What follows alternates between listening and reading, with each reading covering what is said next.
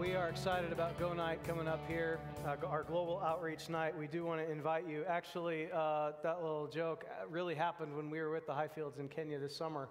There was a gentleman there named Jackson who's one of the most generous, compassionate guys you would ever meet in your life, and we were saying goodbye, and I called him a glutton. And our translator, Cosmos, just had a ball with that. We laughed about that for days.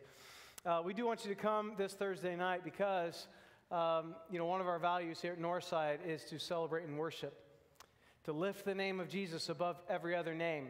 And we want to see that happen throughout the world.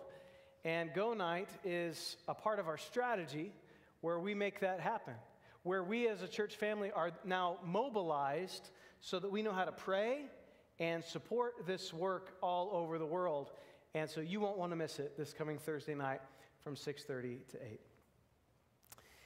Ideally, a father would do anything to protect his child.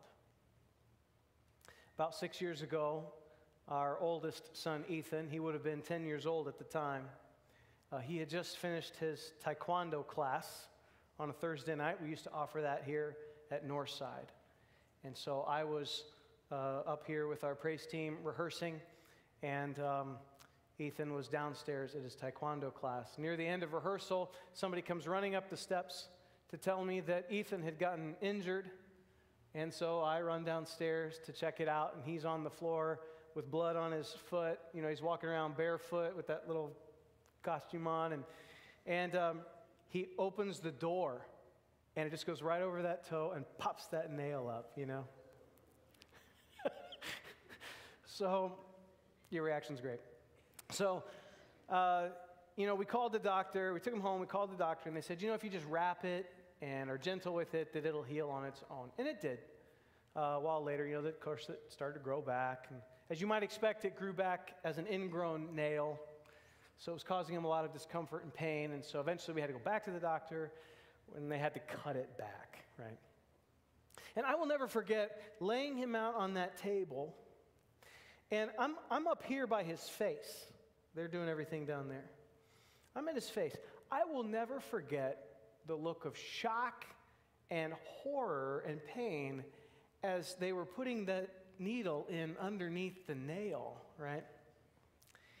And in that moment, I would have done anything to trade places with my son. Anything. And I would imagine that fathers, ideally fathers are supposed to feel that way, but a few thousand years ago, there was a father that probably felt those same emotions, only deeper. I mean, he and his wife, they'd been childless most of their lives. In fact, Abraham would be like 90 years old before he would even get a glimpse of the possibility of having a child of his own. The idea of a man and his wife in their 90s having a kid for the very first time was just laughable. I mean, it was literally laughable. His wife, Sarah, she tried to force God's hand in this promise, but God wasn't going to work that way. In fact, it was going to probably be about another 10 years before God would fulfill that promise. So Abraham was 100 years old, and Sarah was 90 years old when they had their very first biological child. I remember when my parents were 39, and they announced to me and my siblings that they were expecting our youngest sister. As a 13-year-old kid, I thought, this is biologically impossible. This cannot happen. This cannot be done, right? And I remember going to school the next morning and telling my friends, just with this shock, my world had been rocked. And I said, dude, I probably started it like that, dude, my parents, the distinguished Mark and Carla Scott, at 39 years of age, are going to have a child. It was just ridiculous to me. I'm 39 now.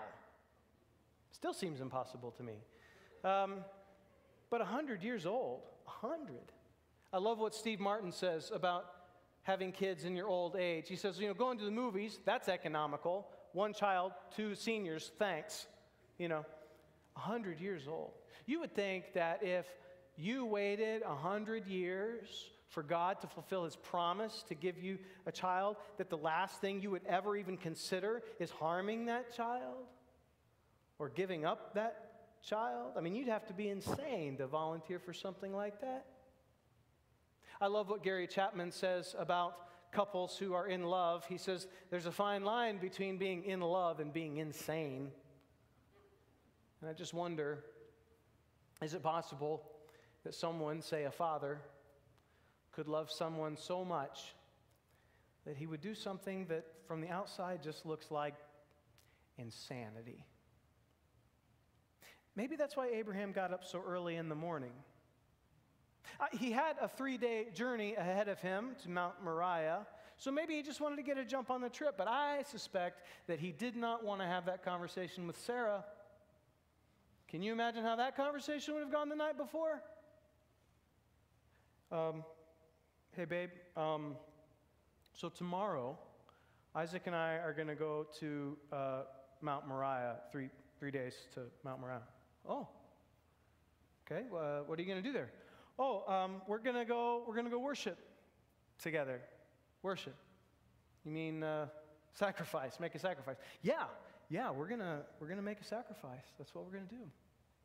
Do you need me to get a lamb ready for you? No, I don't need you to get a lamb. We'll figure something out. We'll figure something out. Which one of you wives wouldn't be just a little bit suspicious with a conversation like this? I mean, it just seems nuts. It seems insane. Even Abraham knows that this is a little insane. I mean, what God would wait 100 years to give a child to a boy, and then about 15 years later, ask that father to kill that boy? Well, let's look at this account together here. It's in Genesis chapter 22. If you've got your Bibles, you can go ahead and open them up there. Genesis 22. I believe that Moses was the one who wrote the book of Genesis, and he lets us know in this very first verse that this is a test from God. He just kind of lays it out there for us. This is a test. Verse 1. After these things, God tested Abraham and said to him, Abraham, and he said, here I am. Hold on to that. Here I am. How do you feel about a God who tests you? How does that sit with you? Now, Abraham didn't know this was a test.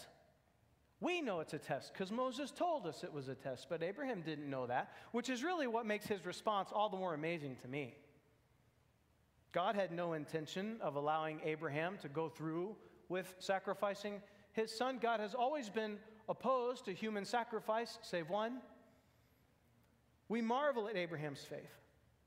The New Testament writers would marvel at Abraham's faith. I guess the real question is, can you still trust the one who gives the test? God does not tempt us. James chapter 1, verse 13 says that let no one say when he's being tempted, I'm being tempted by God. For God cannot be tempted with evil, and he himself tempts no one. And Jesus would teach his followers to pray, and he would say, in our prayers we need to pray, lead us not into temptation. So God doesn't tempt anyone, but he does test us. How does that sit with you? God tests us. Now, we understand tests. I mean, especially if you're a student, we understand tests, right? In a classroom setting, the teacher has the right to give us a test. If the day comes and the teacher passes out the exams, you don't look at your teacher with this expression of shock and horror like, you said this would be a happy place. No, we don't do that. We expect tests. We expect exams. They're supposed to come. My son, my oldest, he just got his driver's license not too long ago. Aren't you glad he was tested? I am. So we get tests, don't we? So why is it that when we receive a test from God, we're tempted to call his character into question? Doesn't he have the right to test us?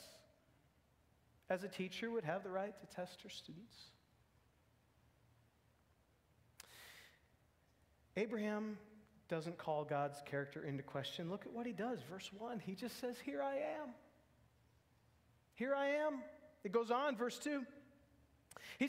God said, take your son, your only son Isaac, whom you love, and go to the land of Moriah. offer him there as a burnt offering on one of the mountains of which I shall tell you." So Abraham rose early in the morning, saddled his donkey, and took 2 of his young men with him and his son Isaac. And he cut the wood for the burnt offering and arose and went to the place of which God had told him. "Here I am. Here I am," says Abraham. He doesn't delay. He doesn't postpone. He doesn't procrastinate. He gets right to work. We're going to call this kind of a heart, this kind of an attitude, a "here I am" heart. A "here I am" heart. And Abraham is going to unpack for us 3 characteristics of a "here I am" heart. The first one is this: a "here I am" heart trusts God in the test. A "here I am" heart will trust God in the test. What would happen if we lived every day with that kind of a heart, a "here I am" heart? God, you feel like God is prompting you to say something at work or in your classroom or with a family member, to be bold and take a stand. God's prompting you to do that. What would happen if you just said, "Here I am, God," and you trusted him with the results? What would happen if you felt God prompting you to keep your mouth shut when there was some gossip going around and you just trusted him with the results? What would happen if you felt like God was prompting you to go on a global outreach trip? You've never even stepped foot out of Missouri, but you feel like God is tempting, I didn't mean that. He's prompting you to take a step and go outside of this country for the gospel. What would happen if you just did it? And you said, "Here I am, God." Did you notice in the text, if you know where this is going, you know that there's going to be a knife coming up. But did you notice that God would be the first one to use a knife? Verse 2, I believe God plunged a knife right through the heart of Abraham when he said this: "Take your son, your only son, Isaac, the one you love." So there's no confusion because Abraham has another son. Remember earlier I said that Sarah tried to take matters into her own hands. She tried to have Abraham impregnate the handmaiden Hagar. They had a son named Ishmael. Abraham has another son, but so that there's no confusion, God says, "I want you to take the one of the promise, the one I gave you. That's the one I want you to sacrifice, the one you love." In verse 2, we see the very first time that the Hebrew word for love is ever used in the Bible. It's the first time the word for love is ever used. And as is often the case, the first time a word is used, that sets the precedent for all the other times that it's to be understood. In other words, what God is saying is, when you love something, when it is precious to you, God is asking Abraham, release it, relinquish it, give it up for me. Abraham is giving up something that he cannot live without. He does it. That's what blows my mind. He does it. Verse 4 goes on. On the 3rd day, Abraham lifted up his eyes and saw the place from afar. Then Abraham said to his young men, "Stay here with the donkey. I and the boy will go over there and worship and come again to you." I and the boy will come again to you. Verse 6. Abraham took the wood of the burnt offering and laid it on Isaac his son. That's interesting.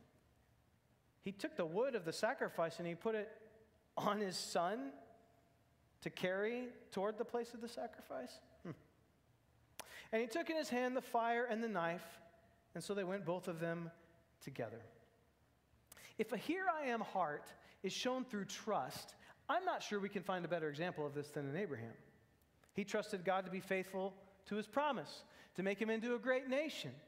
The fact that you are sitting here as a part of the family of God is evidence that God was faithful to Abraham. In Romans chapters 9 through 11, the Apostle Paul would tell us that we, the church, we are true Israel. We are part of the family of Abraham. Father Abraham had many sons, and many sons had Father Abraham. I'm one of them, and so are you. So let's just praise the Lord. Right arm, left arm. Did anybody sing this in children's church? Okay, yeah, amen. Okay, we don't know who wrote this song. That's probably a good thing. We don't know who to blame. But it is an accurate song, right? Abraham's family is big because Abraham's God is faithful. Abraham's family is big because Abraham's God is faithful. We can trust him. I love the faith and the trust that we see in verse 5.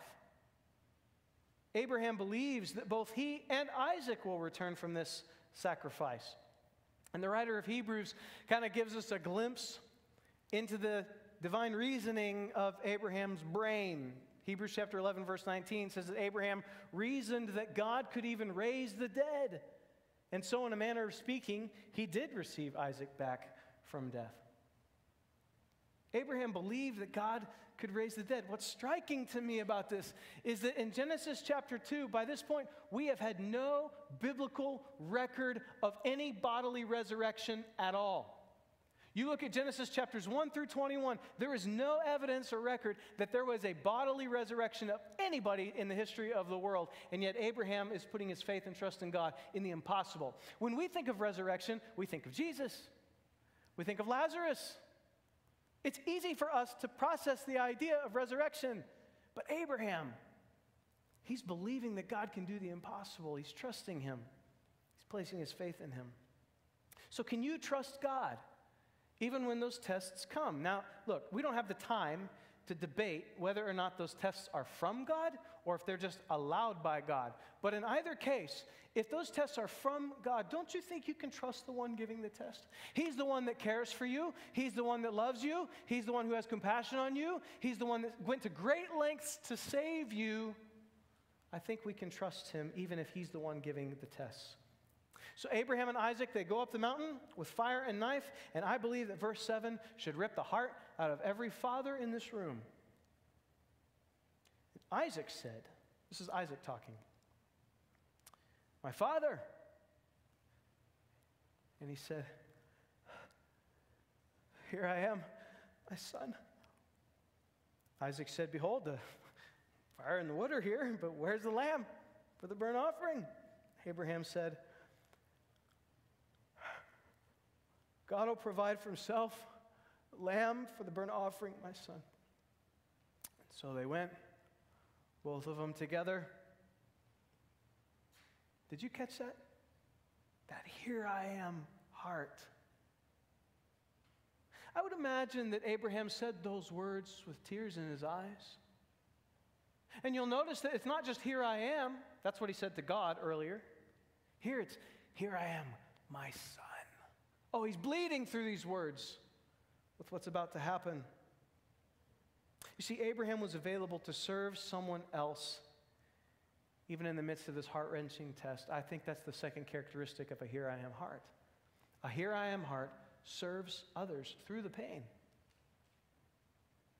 You know, we live in an age where we are really tempted to keep the focus on ourselves. You don't have to be a rocket scientist to see that screens have dominated the way that we connect with the world and with one another.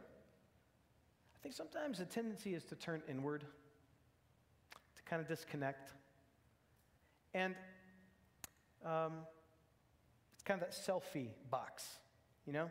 Just here and just what's in that box. That's what matters here. It's not just a youth culture thing. I think it's everybody. Of all the guys on staff, I'm probably the last guy to talk about social media. I don't get it. Like, you could look at my phone right now and you would not find Facebook. You wouldn't find Instagram or Snapchat or Twitter. You just wouldn't find them. I don't know what I'm doing. I'm kind of amazed at people who actually can use it well, you know? It never even occurs to me that to put a picture of my meal for everybody to see. That never even occurs to me. It's just not my routine. It's not what I do. But when people do it well, I'm kind of impressed by that. But, you know, sometimes we just kind of turn inward. But you know what? I don't need screens to turn inward. I have hobbies. I have interests. I'm tempted to turn inward and have that focus be just on me. And you know when I'm tempted the most to do that? When I'm hurting, when I'm in pain, when I'm suffering, when I'm going through a test or a trial. It's so easy for me to go, this is all about me now. It's really hard to focus on anybody else in a situation like that. But here we find Abraham, even in the middle of his pain and his hurt, being available to serve his son. And I wonder if maybe we could find an example of someone else who just serves others even in the middle of their own suffering. An example comes to mind. I think that moms of young kids do this well. moms of young kids do this well. Let's take a beautiful woman named Leah Scott as an example. This, of course, is my bride. She will be Exhibit A today. A couple weeks ago, I came home from the office, and it was kind of a normal day. She was educating our son, Kason, and chasing our youngest son, Caleb, all day long. And she had just gotten our two older kids from Willard High School and the middle school, brought them home. So I come home, and now it's time to fix dinner. So we're fixing dinner, and then we sit down and we eat dinner.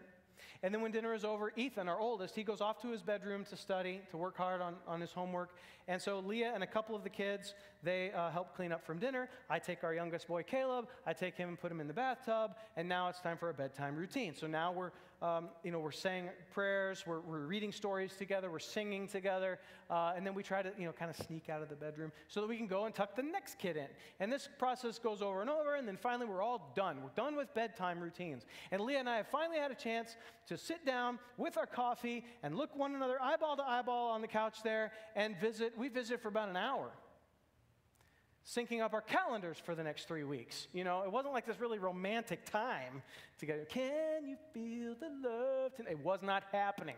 It was about 9:30, and I could sense myself nodding off. I was kind of afraid of what might happen if I get remotely horizontal. So I just went off to bed, okay? Good night, I go to bed. Leah, it occurs to her, we've not seen our oldest son, Ethan, for a couple hours. He's been back in his room studying. So she goes back there to check on him, and he's just poring over this stuff.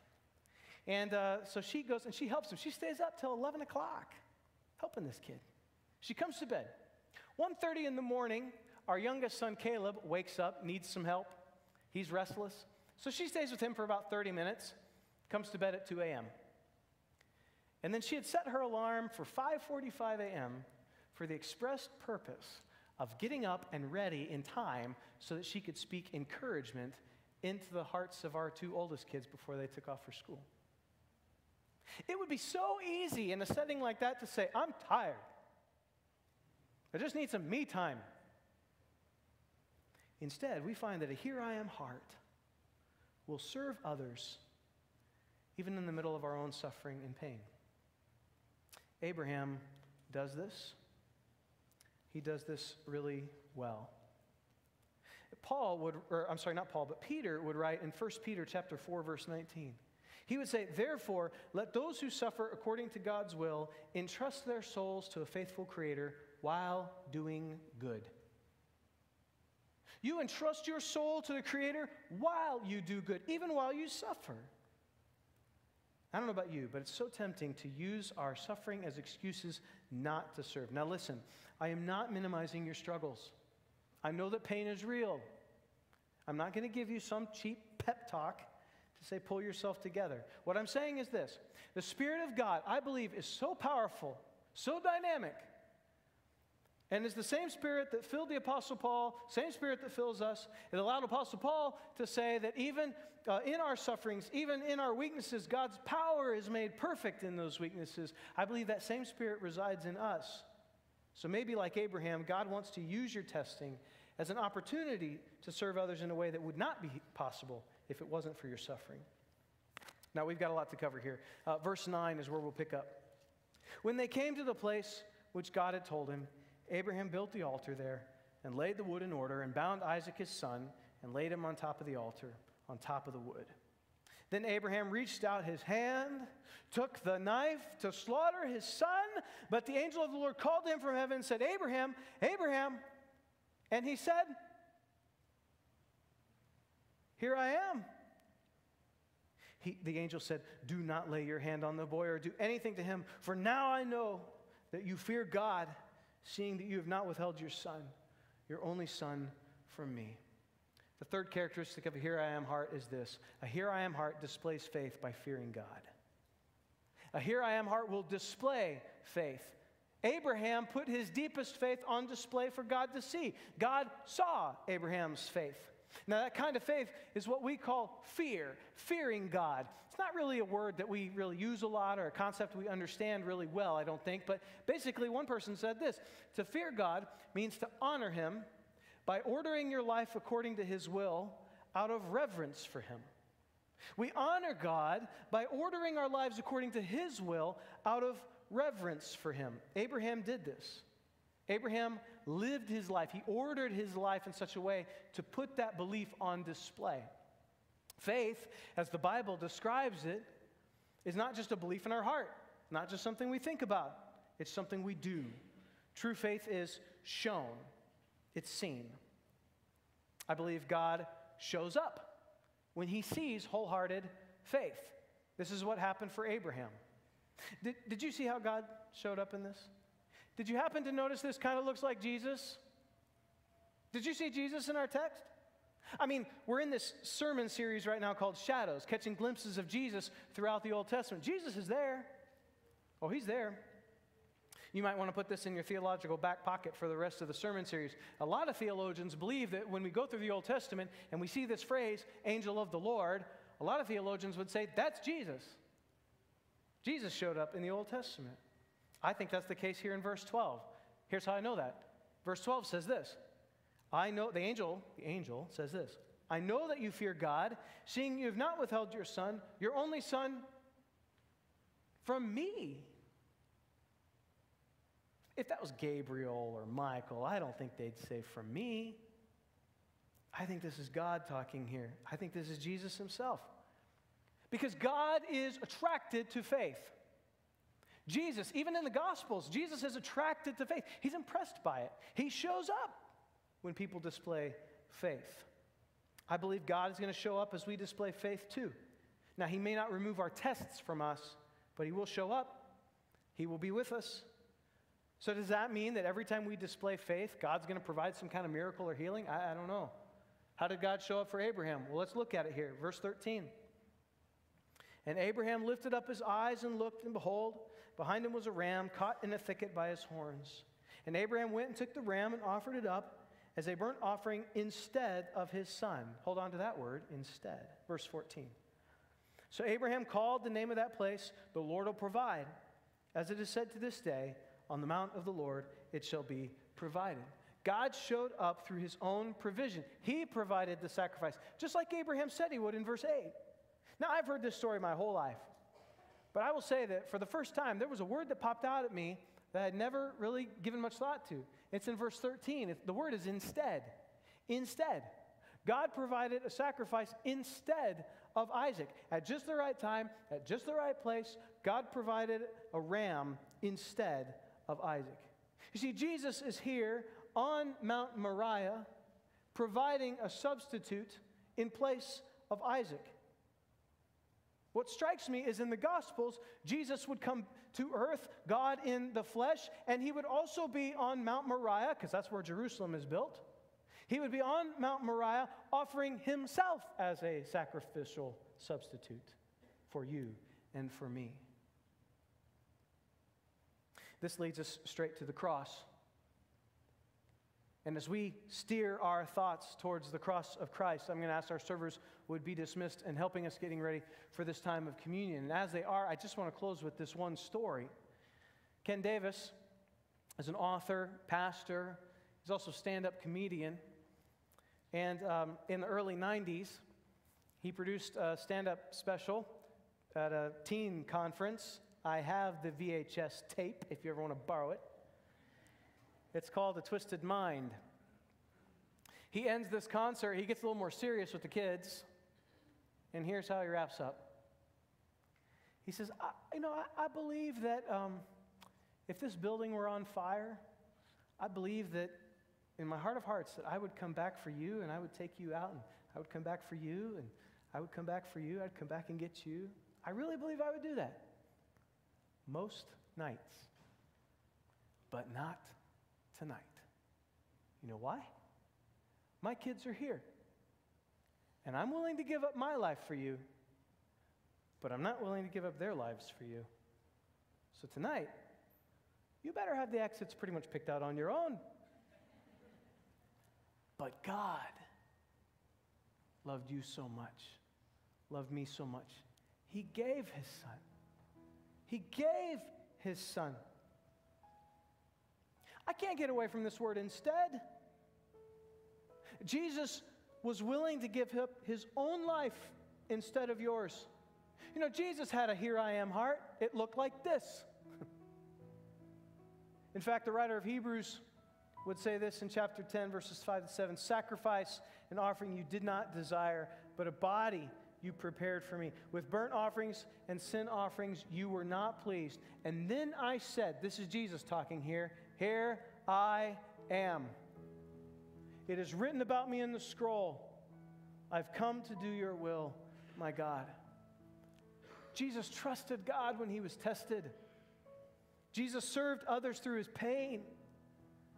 And Jesus displayed faith by fearing God all the way to his death for you and me. Here in a moment, we're going to sing this hymn. And there's a lyric that I just want to highlight for a second. It really summarizes this word of instead. Here's the lyric. Bearing shame and scoffing rude, in my place condemned he stood. Sealed my pardon with his blood. Hallelujah, what a Savior. I started out by saying that in an ideal situation, a father would do anything to protect his child. But God loved you so much, loved me so much, that he gave up his son. Now, the world says that's foolish. The world says that's dumb. The world says that's insane. I suppose there really is a fine line between being in love and being insane. It's through that sacrifice that we have a new ideal. A new ideal. And that new ideal is that by death we live. And through giving up, we inherit. And so as we take communion today, may you identify with the love and the sacrifice of Jesus. And may you make it your own.